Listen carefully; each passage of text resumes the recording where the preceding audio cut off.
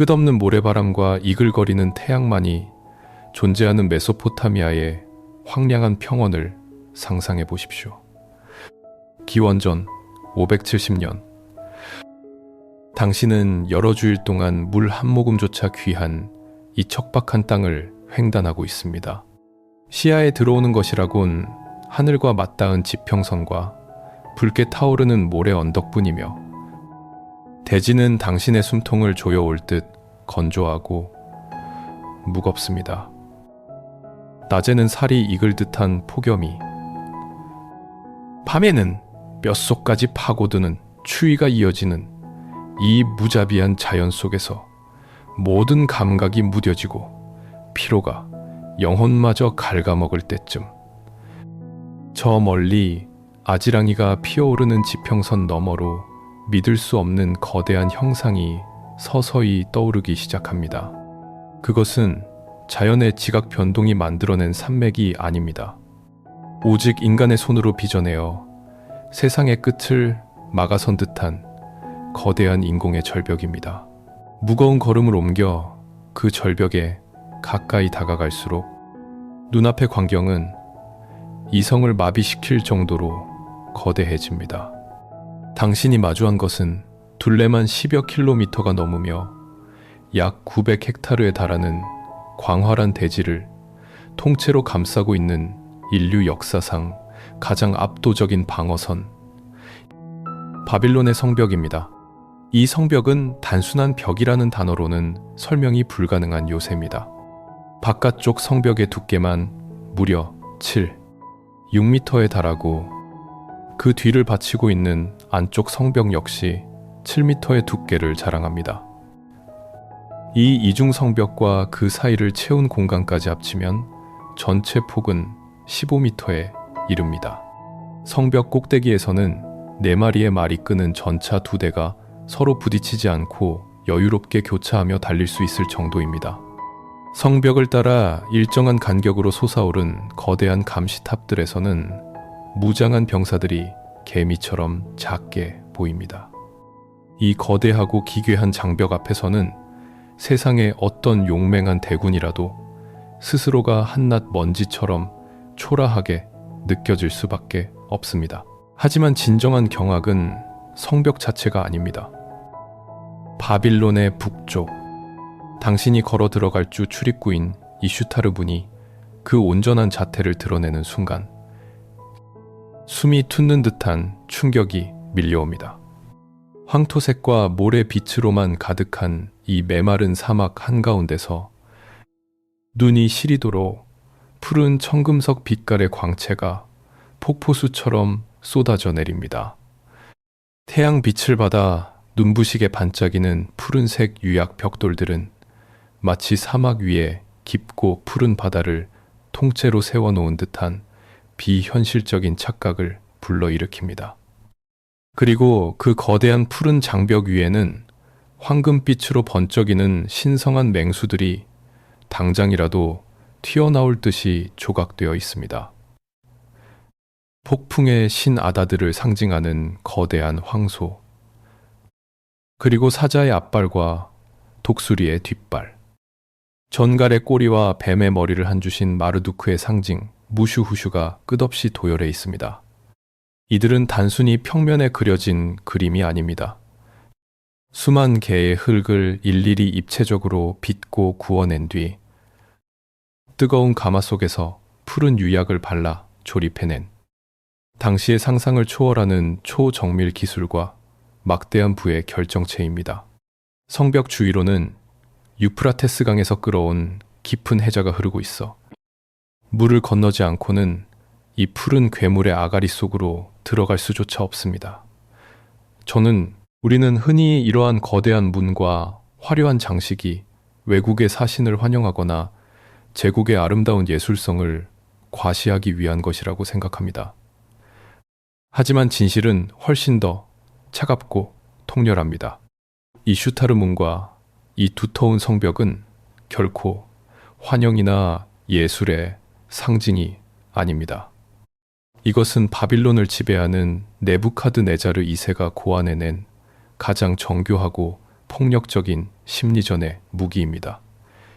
사막의 갈증에 지친 이방의 상인들, 반역을 꿈꾸다 끌려온 속국의 귀족들, 그리고 바빌론을 넘보는 적국의 정찰병들은 이 문을 통과하기도 전에 이미 정신적으로 완벽하게 무장해제 당합니다. 이토록 비현실적인 규모와 찬란한 색채는 그 자체로 너희는 이 압도적인 힘 앞에 벌레보다 못한 존재다라는 제국의 오만한 선고나 다름없습니다. 가장 잔인한 폭력은 칼을 휘두르는 것이 아니라 쳐다보는 것만으로도 상대의 저항 의지를 꺾어버리는 것입니다. 심장 박동을 짓누르는 이슈타르 문에 육중한 그늘을 지나 마침내 성벽 안으로 발을 들이면 사방을 짓누르던 푸른색의 위압감은 서서히 걷히기 시작합니다. 이제 당신은 50만 명의 인간이 숨을 쉬고 욕망이 교차하며 수많은 언어가 부딪히는 고대 세계 최고의 초거대 도시 한가운데로 들어섰습니다. 그러나 그토록 완벽해 보이는 이 철벽의 요새 안에서 바빌론의 눈부신 영광을 실질적으로 먹여 살리고 지탱하는 것은 빛나는 황금도 화려한 유약 벽돌도 아니었습니다. 무적의 제국을 움직이는 진짜 동력은 지극히 세속적이고 가장 낮은 곳에 있었습니다. 그것은 발밑을 채우고 있는 흔해 빠진 진흙, 그리고 도시의 혈관처럼 얽혀있는 탁하고 냄새나는 물줄기 속에 숨겨져 있었습니다. 눈부신 이슈타르 문의 잔상을 뒤로하고 바빌론의 심장부로 걸음을 옮기면 제국의 민낯이 비로소 그 거친 숨결을 드러냅니다. 하늘을 찌를 듯한 화려한 위용이면에 숨겨진 바빌론의 진정한 창조물은 황금이나 대리석이 아니었습니다. 메소포타미아 평원은 본질적으로 돌산이나 질 좋은 목재를 구할 수 없는 가혹한 땅입니다. 이들에게 주어진 유일한 자원은 유프라테스 강이 끊임없이 실어 나르는 질퍽한 진흙뿐이었습니다. 인류 역사상 가장 거대한 도시를 건설하기 위해 바빌론 사람들은 자신들의 발밑에 널려있는 이 흔한 진흙을 틀에 놓고 빚어 뜨거운 태양 아래 말리거나 가마에서 구워냈습니다. 그리고 천연 아스팔트인 역청을 끓여 끈적한 접착제 삼아 그 벽돌들을 쌓아 올렸습니다.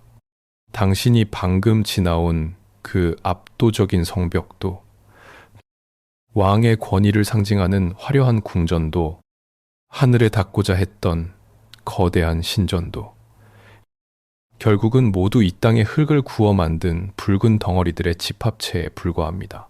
바빌론이라는 초강대국은 말 그대로 진흙에서 태어나 진흙으로 빚어진 제국이었습니다. 도시를 가로지르며 흐르는 유프라테스 강은 이 거대한 진흙 요새에 생명을 불어넣는 대동맥이었습니다. 강물은 바빌론을 동서로 나누었고 그 사이를 잇는 거대한 돌다리 위로는 상인들의 마차와 짐을 실은 당나귀들이 끊임없이 오갔습니다.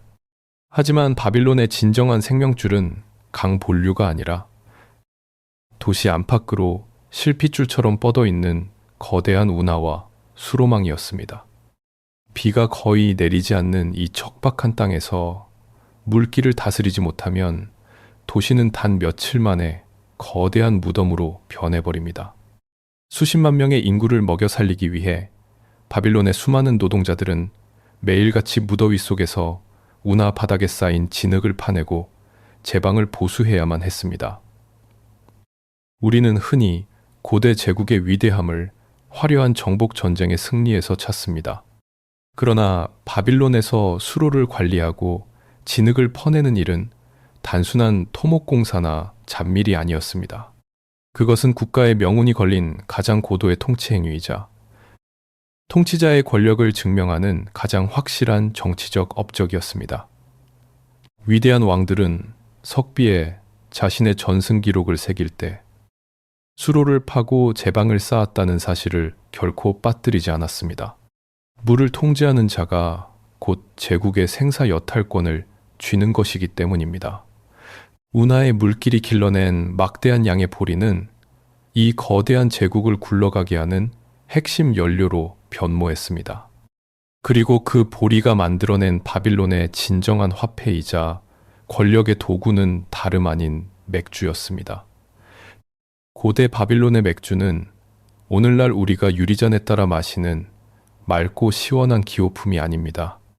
그것은 보리빵을 물에 지식여 발효시킨 걸쭉하고 단백질과 열량이 풍부한 일종의 액체 식량이었습니다. 찌꺼기를 걸러내기 위해 긴 갈대 빨대로 빨아 마셔야 했던 이 탁한 맥주는 고된 노동자들의 목을 축이는 음료인 동시에 그들의 하루를 보상하는 실질적인 임금이었습니다. 신전을 짓고 성벽을 세운 노동자들은 배급소에서 맥주를 받았고 시장에서는 맥주로 다른 물건을 교환했습니다. 권력자들은 겉으로는 신의 위대함과 영광을 이야기했지만 철저하게 계산된 보리 농사와 맥주 배급망을 통해 50만 명이라는 거대한 군중의 생존을 완벽하게 통제하고 길들였습니다. 굶주림을 해결해주는 권력만큼 대중을 확실하게 묶어두는 사슬은 없었기 때문입니다. 가장 높은 곳에서 빛나는 청금석과 황금의 영광은 결국 가장 낮은 곳에서 진흙을 뒤집어 쓴 채 묵묵히 수로를 파고 걸쭉한 맥주로 하루를 버티던 이름 없는 사람들의 피와 땀 위에 세워진 신기루였습니다. 15m 두께의 거대한 성벽이 외부의 적을 막아내는 단단한 방패였다면 운하와 보리는 내부의 체제를 유지하고 통제하는 뜨거운 심장이었던 것입니다. 초강대국의 권력이라는 것은 이토록 냉혹하고 철저하게 세속적인 기반 위에서만 꽃을 피울 수 있습니다. 그러나 진흙과 맥주로 거대하게 돌아가는 이 제국의 톱니바퀴를 완벽하게 통제하기 위해서는 물길과 식량만으로는 부족했습니다. 50만 명의 각기 다른 욕망을 억누를 질서라는 이름의 폭력이 필요했습니다. 그래서 제국의 지배자들은 탁한 운하의 물결과 함께 바빌론의 모든 골목길을 스며드는 또 다른 투명한 강물을 흘려보냈습니다.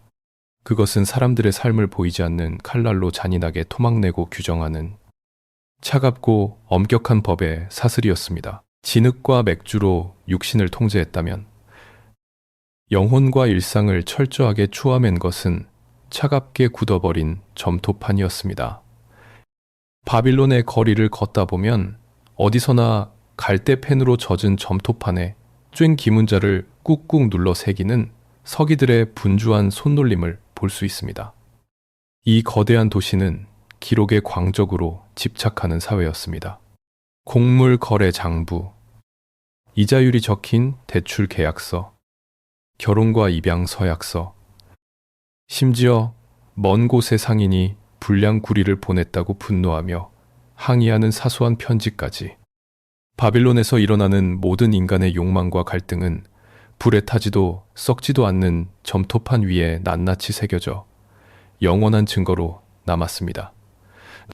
구두 약속은 아무런 힘이 없었습니다. 계약서에 인장을 찍고 증인의 서명이 덧붙여져 점토판이 단단하게 굳어지는 순간 그것은 누구도 거역할 수 없는 법적 효력을 발휘했습니다.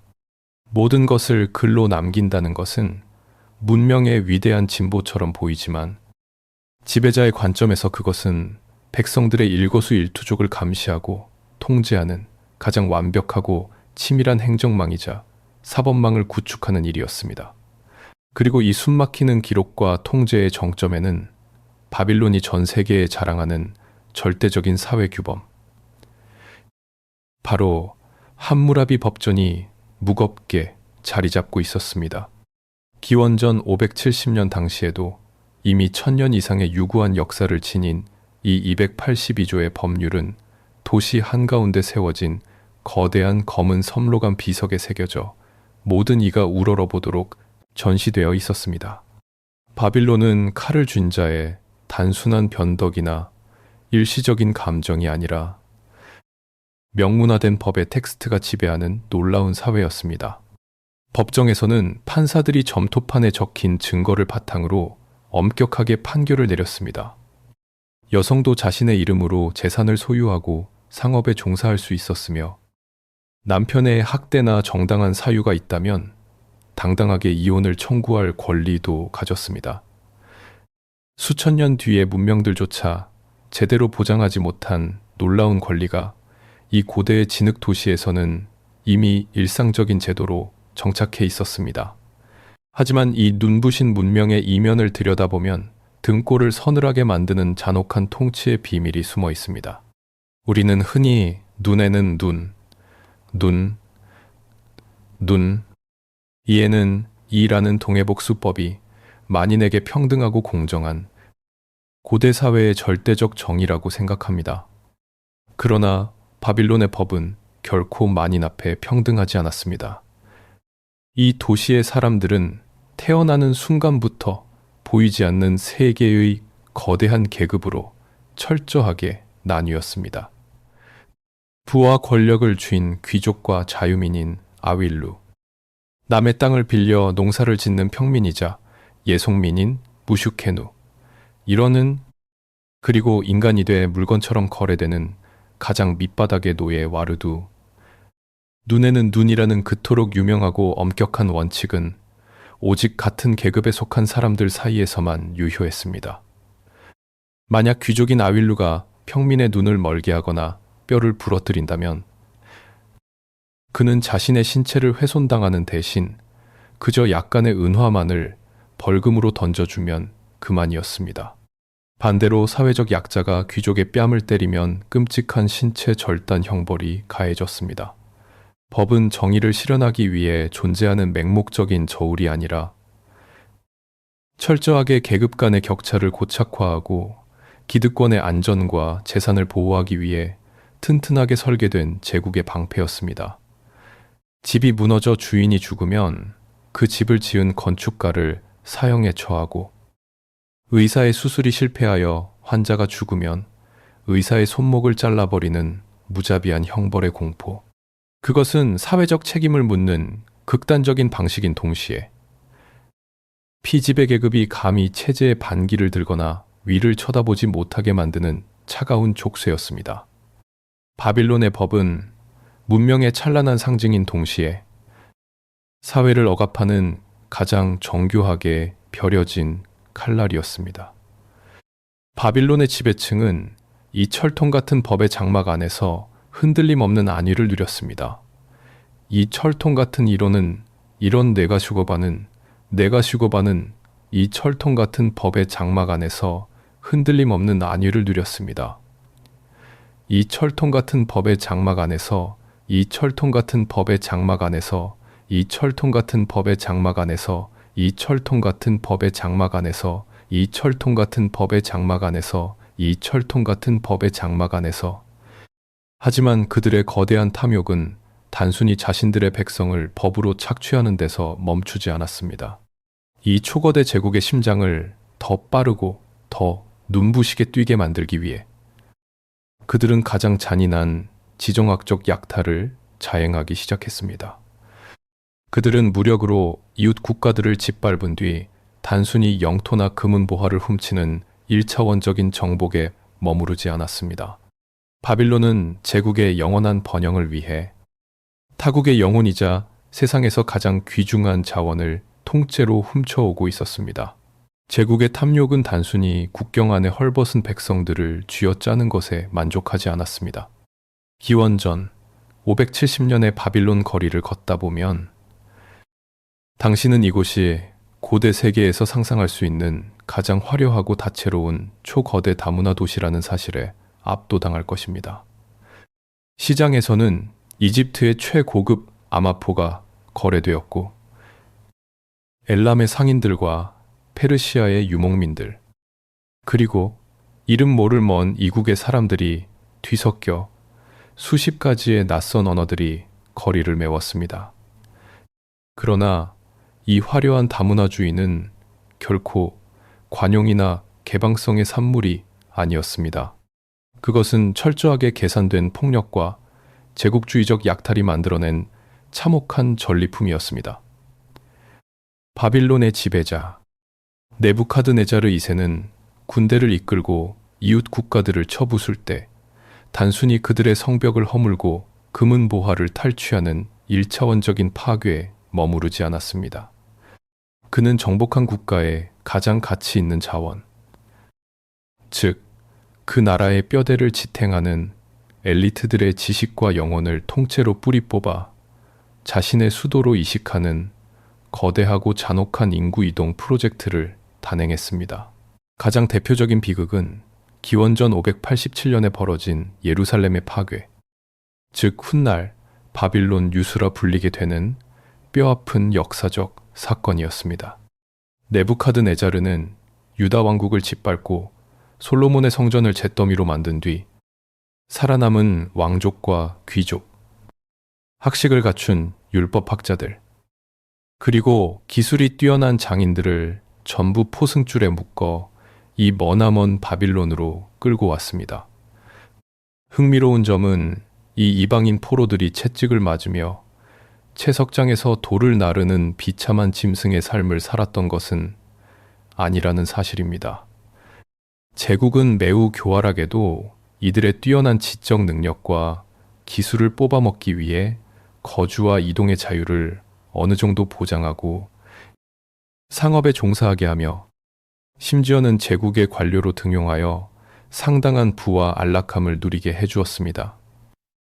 하지만 아무리 비단 옷을 입고 기름진 음식을 먹는다고 한들 그것은 보이지 않는 창살로 둘러싸인 황금 세장에 불과했습니다. 고향을 잃고 낯선 이방 신전의 거대한 그림자 아래서 숨죽여 살아야 했던 유다의 지식인들은 유프라테스 강가에 앉아 잃어버린 예루살렘을 그리워하며 피눈물을 삼켜야만 했습니다. 여기서 우리는 서구 문명을 지배해온 거대한 역사적 오해이자 인식의 반전을 마주하게 됩니다.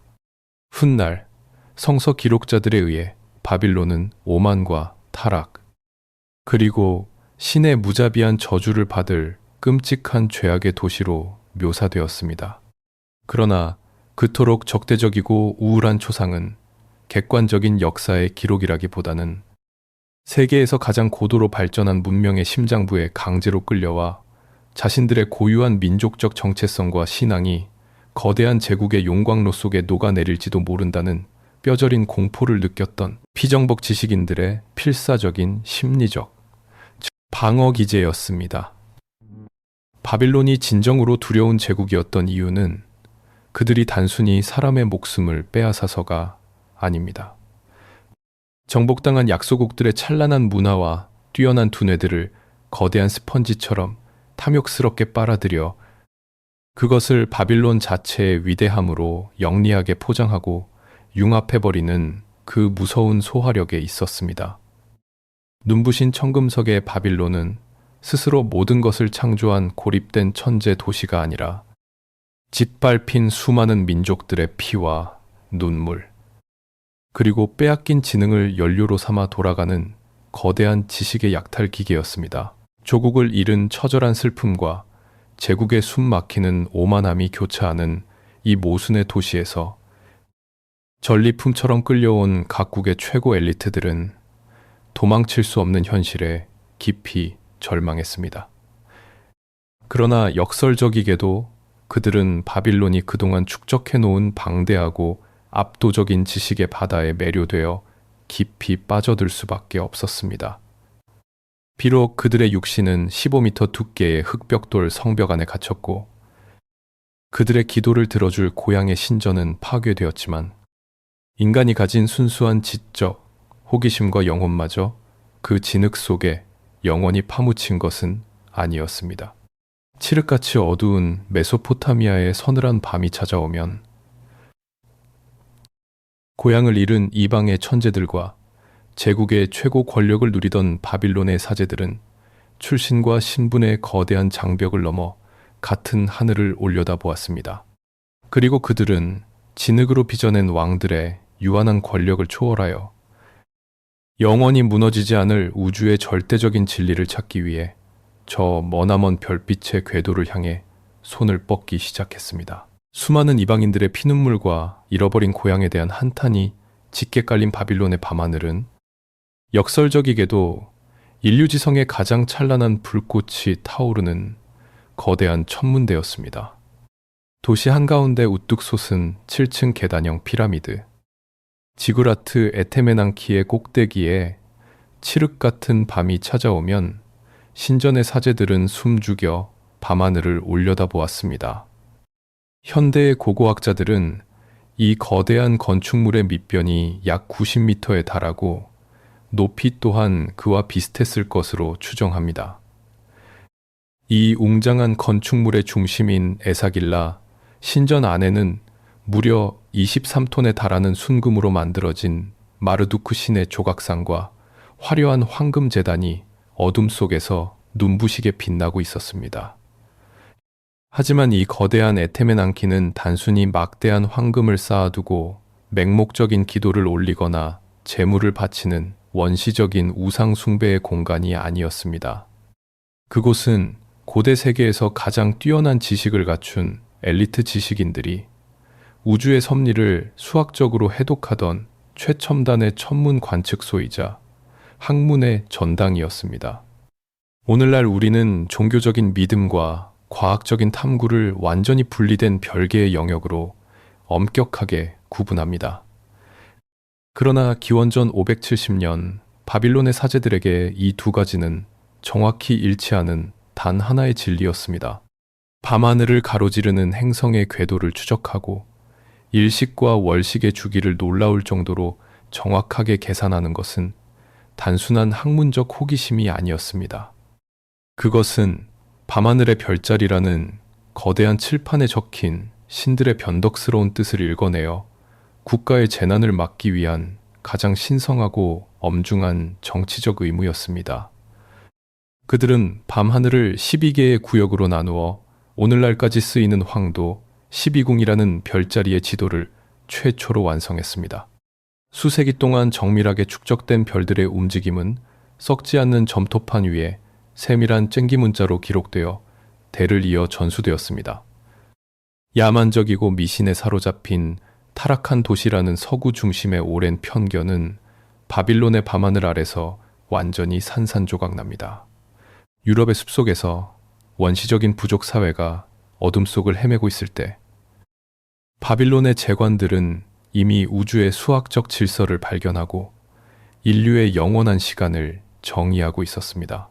이들의 위대한 지적 성취가 오늘날 우리의 일상적인 삶에 얼마나 깊숙이 침투해 있는지 깨닫는 순간 우리는 다시 한번 소름이 돋는 기묘한 경외감을 느끼게 됩니다. 바빌론의 뛰어난 수학자들은 우리가 흔히 쓰는 십진법이 아닌 60을 기본 단위로 하는 60진법을 과감하게 채택했습니다. 60은 1부터 6까지의 모든 숫자로 나누어 떨어지는 수학적으로 가장 유연하고 완벽한 숫자였기 때문입니다. 그들이 점토판 위에서 창조한 이 놀라운 계산법은 수천 년의 세월과 숱한 제국들의 참혹한 흥망성쇠를 모두 이겨내고 끈질기게 살아남았습니다. 원을 360도로 정확히 나누고 하루를 24시간으로 1시간을 60분으로 1분을 60초로 쪼개는 이 완벽한 시간과 공간의 질서는 바로 바빌론의 흙먼지 날리는 신전 위에서 탄생한 것입니다. 당신이 지금 손목시계를 내려다보며 약속 시간을 확인하거나 현대적인 내비게이션으로 방향과 각도를 찾을 때마다 당신은 수천 년 전 점토판에 우주를 새기던 바빌론 사제들의 오래된 수학적 언어를 무의식 중에 그대로 사용하고 있는 셈입니다. 하늘과 땅을 잇는 거대한 지구라트. 즉 훗날 바벨탑이라는 오만한 전설의 기원이 된 이 경이로운 건축물을 통해 바빌론은 그야말로 별들의 궤도에 직접 손을 뻗으려 했습니다. 이 도시는 인간이 상상할 수 있는 모든 지식과 막대한 부, 그리고 세계의 경이로움을 한 곳에 모아둔 우주의 중심 그 자체였습니다. 훗날 역사책을 화려하게 장식할 공중정원이라는 신기루 같은 전설까지 품고 있던 이 도시는 자연의 한계조차 인간의 힘으로 완벽하게 통제할 수 있다는 오만한 확신에 차 있었습니다. 하늘을 찌를 듯이 솟아오른 철벽의 성벽, 거대한 강물을 마음대로 다스리는 놀라운 공학기술, 그리고 영원한 우주의 시간을 계산하는 천문학까지. 겉보기에는 모든 것이 완벽하고 불멸할 것처럼 보였습니다. 그러나 이 눈부신 무적의 요새를 설계하고 지휘한 단 한 사람, 제국의 절대 권력자 네부카드네자르 2세의 깊은 내면에서는 그가 평생 쌓아 올린 15m 두께의 견고한 성벽으로도 결코 막아낼 수 없는 끔찍한 공포와 기괴한 광기가 소리 없이 병균처럼 자라나고 있었습니다. 바빌론의 경이로움을 논할 때 결코 빠지지 않는 낭만적인 전설이 하나 있습니다. 바로 고대 세계 7대 불가사의 중 하나로 꼽히는 바빌론의 공중 정원입니다. 후대의 기록들은 네부카드네자르 2세가 메디아 출신의 왕비 아미티스가 고향의 푸른 산맥을 그리워하며 향수병에 시달리자 황량한 사막 한가운데에 거대한 인공산을 쌓고 유프라테스 강의 물을 기계장치로 끌어올려 세상의 모든 꽃과 나무를 심었다고 전합니다. 평평한 진흙 대지 위에 계단식으로 우뚝 솟은 이 기적 같은 정원은 인간의 힘으로 대자연의 법칙마저 굴복시키려 했던 제국의 막강한 능력과 로맨스의 상징으로 여겨졌습니다. 하지만 고고학이 밝혀낸 진실은 우리의 기대와는 사뭇 다릅니다. 이토록 완벽한 행정 시스템을 갖추고 벽돌 한 장, 보리 한 줌의 거래 내역까지 점토판에 집착적으로 기록했던 바빌론의 방대한 문헌 그 어디에도 이 거대한 정원에 대한 언급은 단 한 줄도 존재하지 않습니다. 많은 현대의 학자들은 이것이 후대 그리스 역사가들이 아수르의 수도 니네베에 있던 정원을 바빌론의 것으로 착각했거나 제국의 위대함이 만들어낸 거대한 환상일 가능성이 높다고 봅니다. 그러나 공중정원의 실존 여부보다 훨씬 더 중요한 역사적 진실은 이러한 비현실적인 전설이 탄생할 만큼 당시 바빌론이 자연을 통제할 수 있다는 극단적인 오만함에 빠져 있었다는 사실입니다. 그리고 그 오만함의 정점에 서 있던 절대 권력자 네부카드네자르 2세의 영혼 속에서는 그가 쌓아 올린 눈부신 성벽만큼이나 거대한 어둠이 자라나고 있었습니다. 권력이라는 독배는 정점에 달하는 순간 가장 치명적인 부작용을 일으킵니다. 우리가 군본 게 비입이 그가 재위 기간 동안 끊임없이 도시를 개축하고 방어망을 넓혀간 과정을 건축학적으로 분석해보면 그것은 단순한 국가 안보의 차원을 넘어선 한 인간의 병적인 심리 상태를 보여줍니다. 그는 성벽을 두껍게 쌓고 그 뒤에 또 다른 내벽을 세우고 깊은 해자를 파는 것에 무서울 정도로 집착했습니다. 외부의 시선으로 볼 때 15m 두께의 이중 성벽은 난공불락의 위험을 과시하는 상징이었지만 심리적인 관점에서 그것은 절대 군주의 내면에 깊이 뿌리내린 통제, 불능의 극심한 공포와 불안을 입증하는 물리적인 증거였습니다. 세상의 모든 것을 가졌기에 세상의 모든 것을 잃을 수 있다는 끔찍한 편집증이 그의 정신을 서서히 갉아먹고 있었던 것입니다. 고대의 기록과 종교 문헌들은 이 위대한 정복자의 비참한 말년에 대해 매우 섬뜩하고 기괴한 이야기를 들려줍니다. 세상의 모든 왕들을 무릎 꿇리고 신의 자리를 넘보던 네부카드네자르는 생애의 마지막 순간 스스로를 들짐승이라 여기는 끔찍한 광기에 사로잡혔다고 전해집니다. 가장 화려한 황금 용좌에 앉아있던 권력자가 화려한 왕의 옷을 찢어버리고 머리카락이 독수리의 깃털처럼 자라도록 방치한 채 소처럼 땅에 기어다니며 풀을 뜯어먹었다는 것입니다. 현대의학은 이를 극도의 스트레스나 권력의 중압감으로 인한 일종의 정신착란인 보안스로피, 즉 소상상증으로 추정하기도 합니다. 이 기괴한 병증의 역사적 사실관계가 어느 정도이든 간에 이 이야기가 품고 있는 철학적 메타포는 잔혹하리만치 명확합니다. 진흙과 벽돌로 우주에 닿으려 했던 가장 오만한 제국의 통치자가 결국 자신이 딛고 섰던 가장 밑바닥의 진흙투성이 짐승으로 전락해버렸다는 사실입니다. 절대적인 권력은 그에게 영원한 안전을 주지 못했고, 절대적인 권력은 영원한 안전을 주지 못했고, 오히려 그의 이성을 철저하게 파괴했습니다. 세상에서 가장 두꺼운 바빌론의 성벽은 이집트의 거대한 전차 부대도 아수르의 잔존 세력도 완벽하게 막아냈습니다. 하지만 그 웅장한 방패조차 왕의 내면에서부터 무너져 내리는 광기와 두려움은 결코 막아내지 못했습니다. 마침내 기원전 562년 짐승의 광기 속에서 헤매던 네부카드네자르 2세가 눈을 감으면서 바빌론에 찬란했던 황금기도 그의 죽음과 함께 서서히 맥박을 멈추기 시작했습니다. 그가 남긴 거대한 도시는 모든 부속품이 완벽하게 맞물려 돌아가는 거대한 기계였지만 정작 그 복잡한 기계를 능숙하게 다룰 조종사는 영원히 사라져버렸습니다. 그리고 이제 우리가 목격하게 될 것은 역사의 잔인한 아이러니입니다.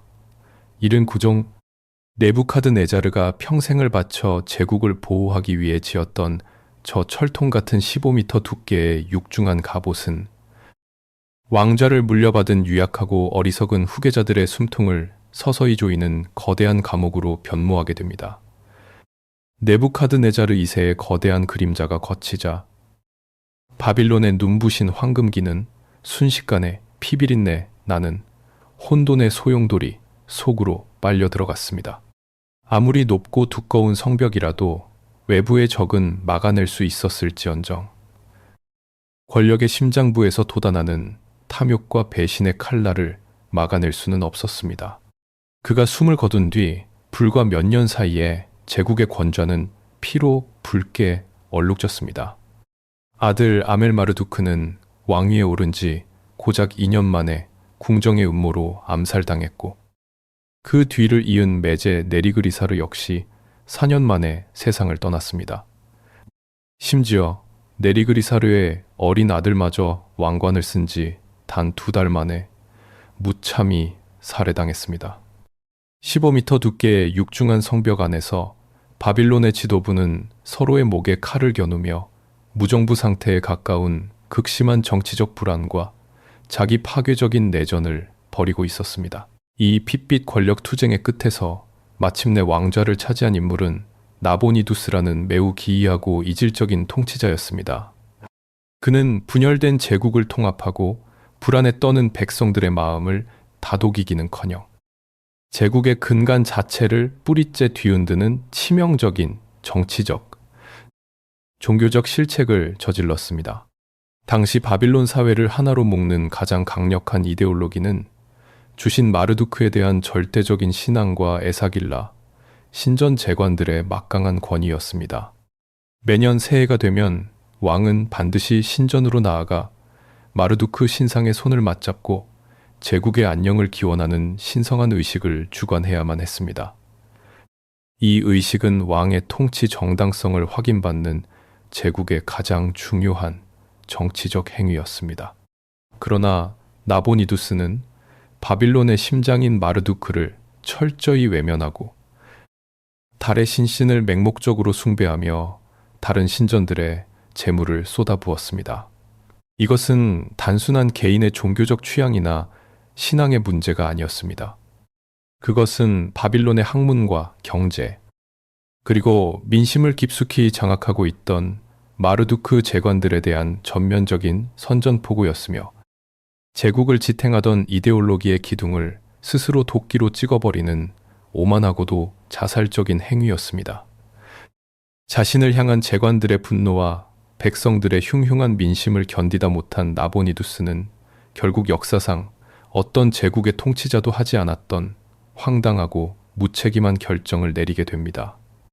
그는 자신이 통치해야 할 세계 최고의 수도 바빌론을 미련 없이 버려둔 채 머나먼 아라비아 사막의 오아시스 도시 테마로 떠나버렸습니다.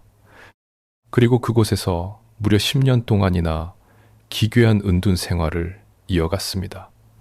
가장 굳건하게 중심을 잡아야 할 제국의 수도는 경험과 통치 능력이 턱없이 부족한 그의 아들 벨사살에게 내맡겨졌습니다.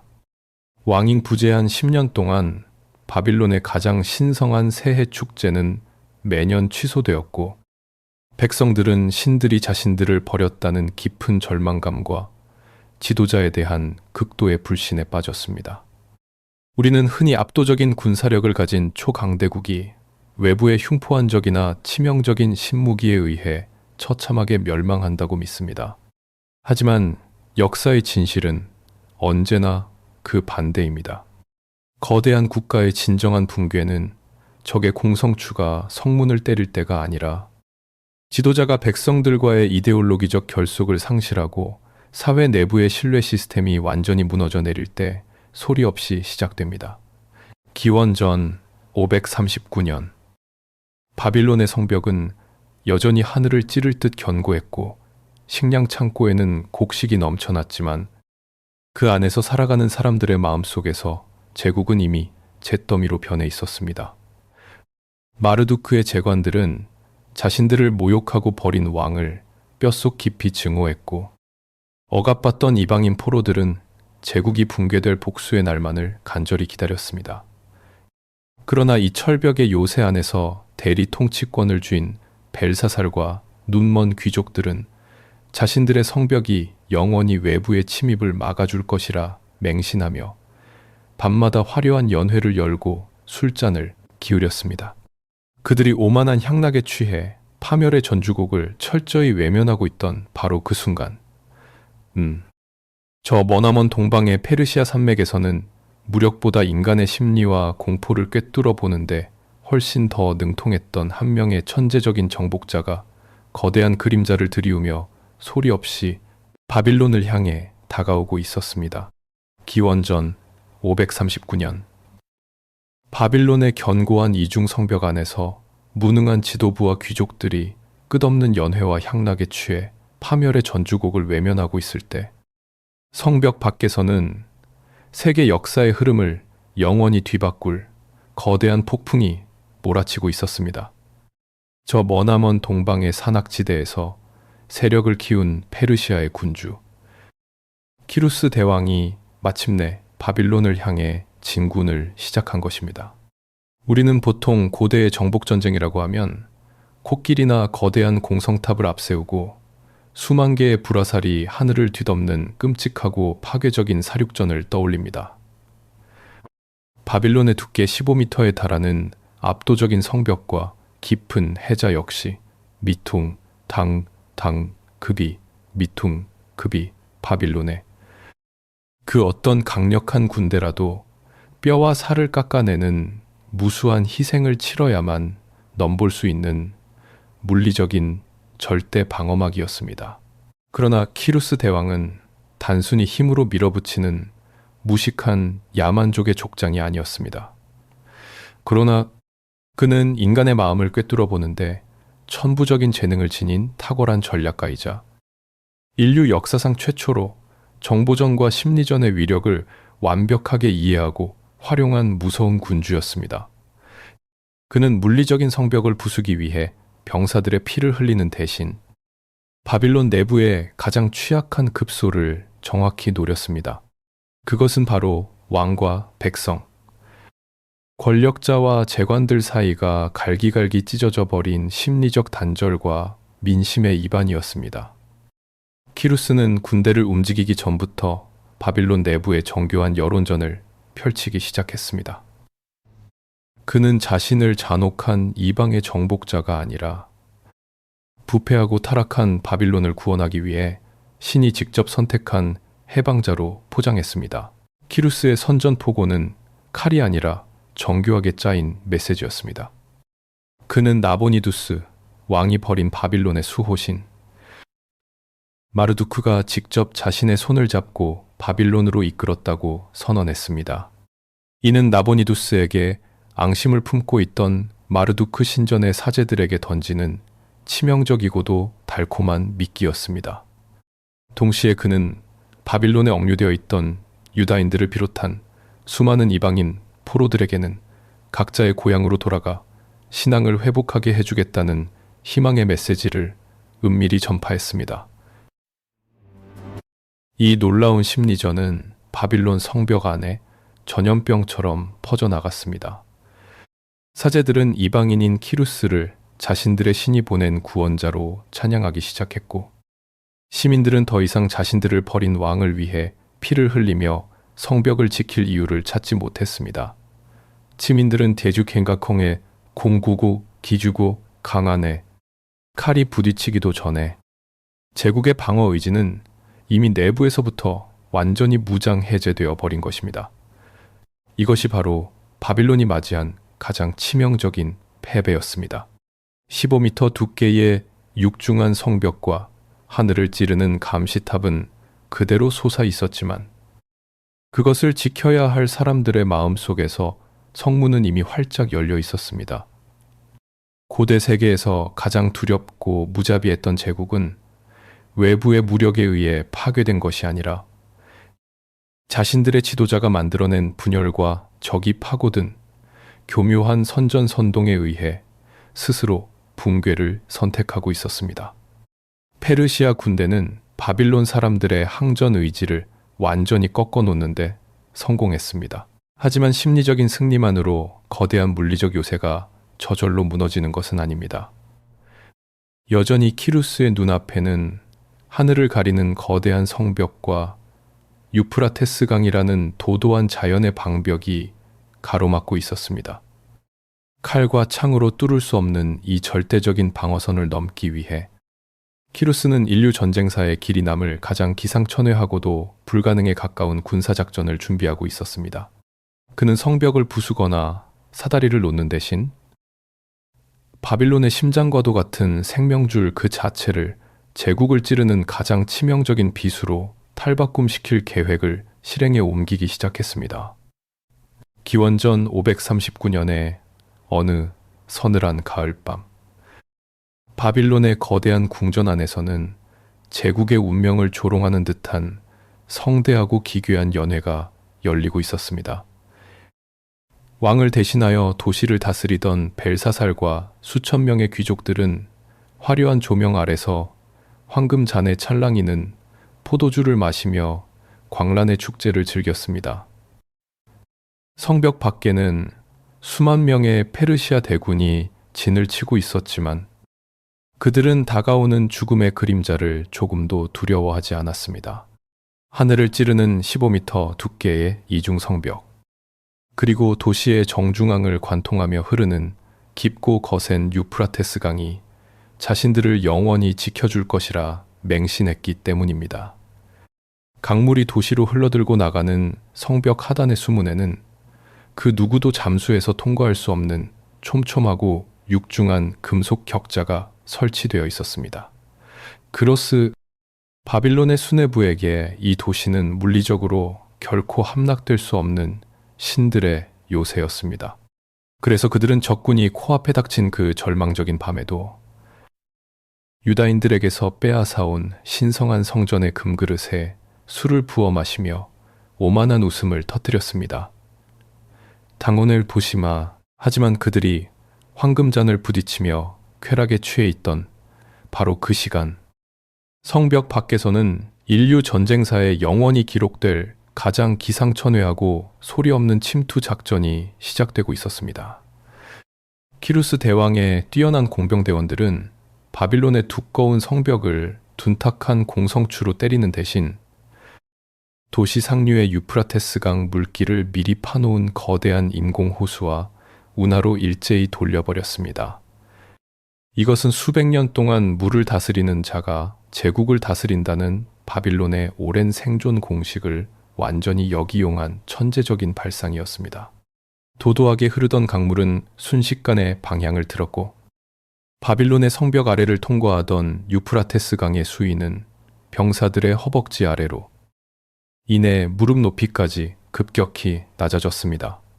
페르시아의 최정예 병사들은 차가운 강물과 질척이는 진흙을 밟으며 난공불락이라 믿었던 그 무적의 금속 격자 아래로 드러난 빈 공간을 통해 소리 없이 도시 내부로 잠입하기 시작했습니다.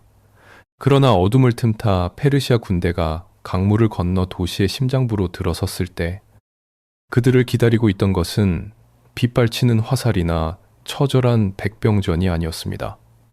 원래대로라면 강둑을 따라 늘어선 바빌론 내부의 청동 성문들은 굳게 닫혀 있어야 마땅했지만 어찌된 영문인지 그 밤에는 모든 문이 활짝 열려 있었습니다.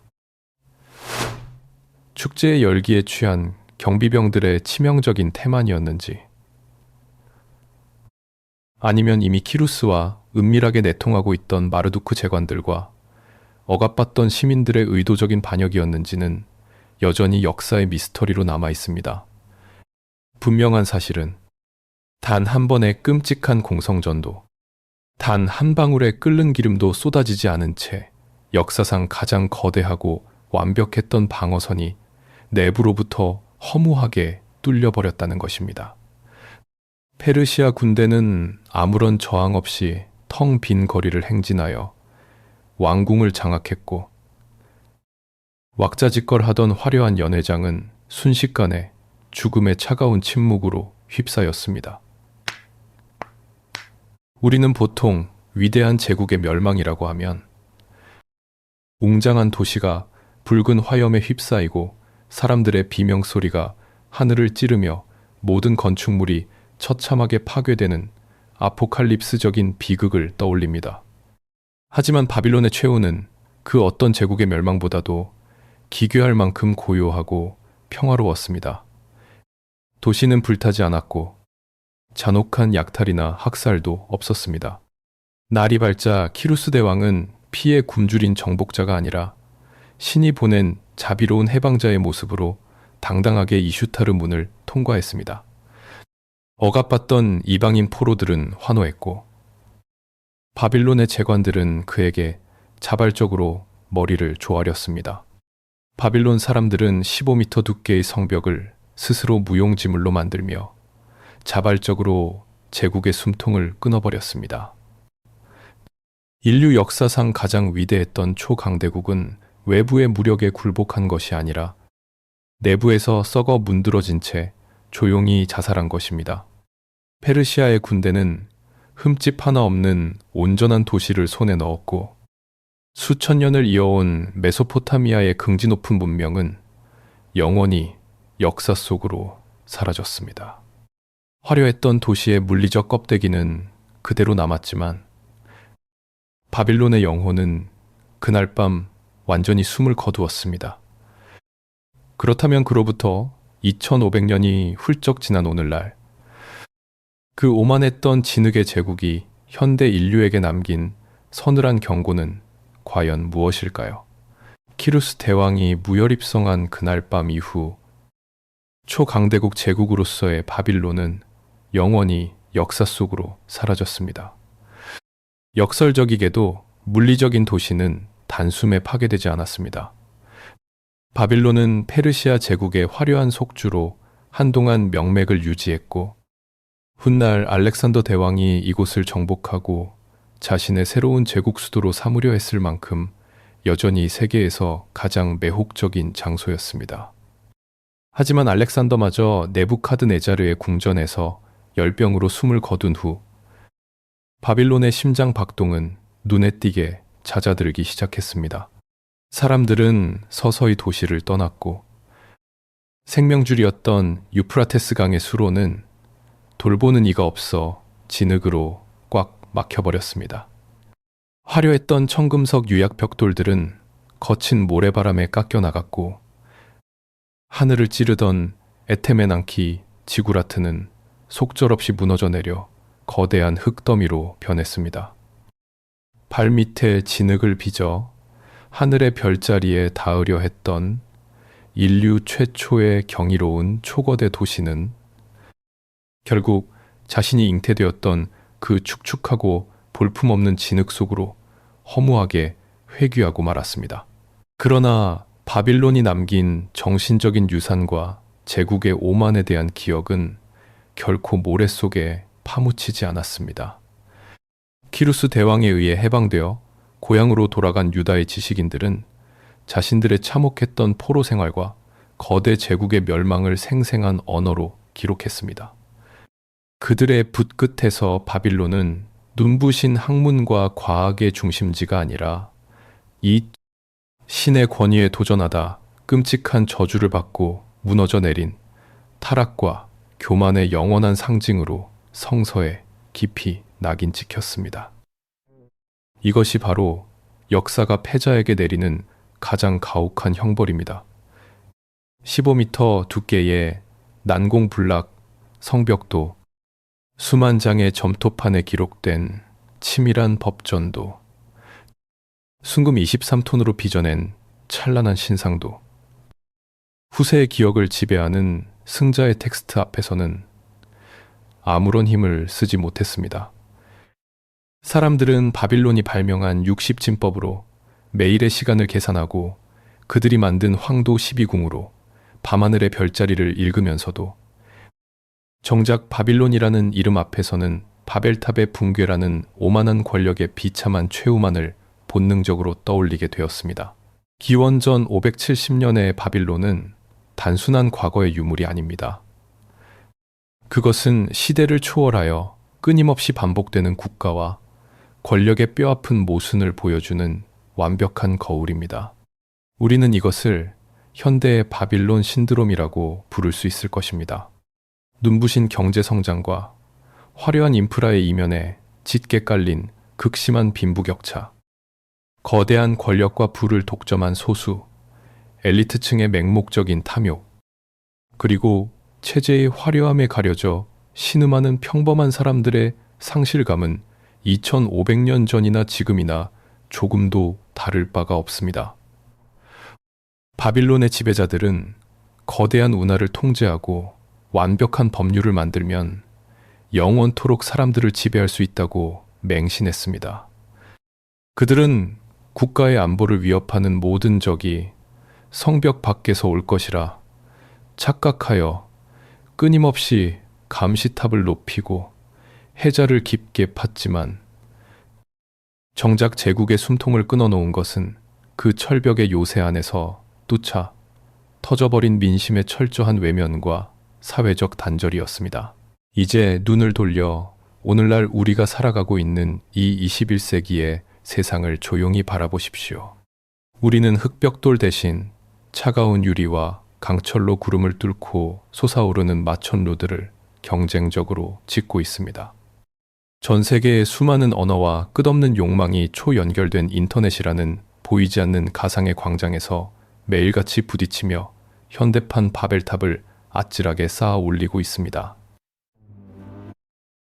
국가들은 첨단 무기와 미사일 방어망으로 국경을 요새화하며 완벽한 안보를 확신하고, 권력자들은 빅데이터와 알고리즘으로 대중의 일상과 생각을 통제하려 듭니다.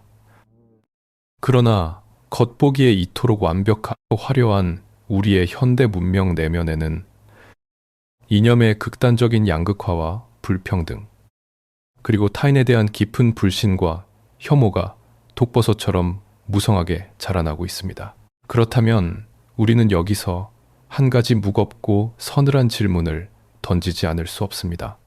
지금 우리가 맹목적으로 쌓아 올리고 있는 이 거대하고 눈부신 현대의 문명은 과연 과거의 바빌론보다 더 단단하고 안전하다고 자신있게 단언할 수 있습니까? 어쩌면 우리는 진흙으로 우주를 정복하려 했던 기원전 570년의 그 오만한 권력자들처럼 스스로 파놓은 깊은 해자 안에서 서로 단절된 채 내부로부터의 고요하고 비참한 붕괴를 이미 맞이하고 있는 것은 아닐까요?